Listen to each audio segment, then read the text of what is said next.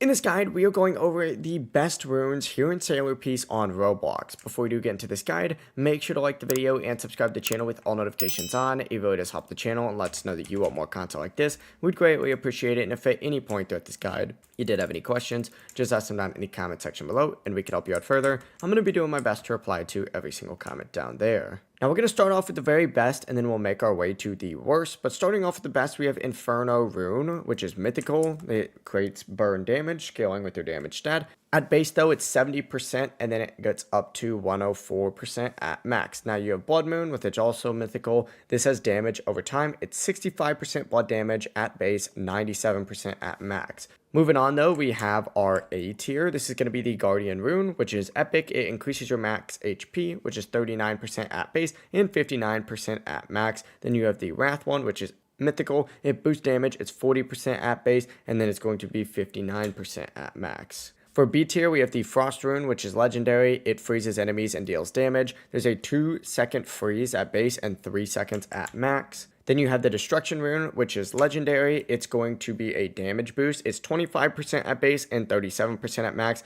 Finally, we have C tier, which is Suppression Rune. This one's rare. It just has damage reduction. It's 10% at base, 15% at max. And then D tier is the Fortune Rune, which is mythical. It just increases your luck. It's 10% at base, 15% at max, and is good for farming but not combat.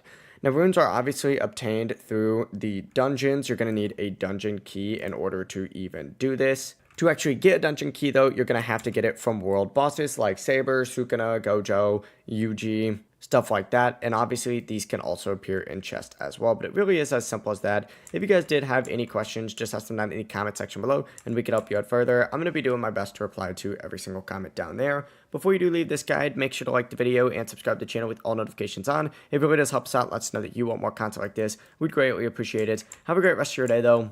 Peace.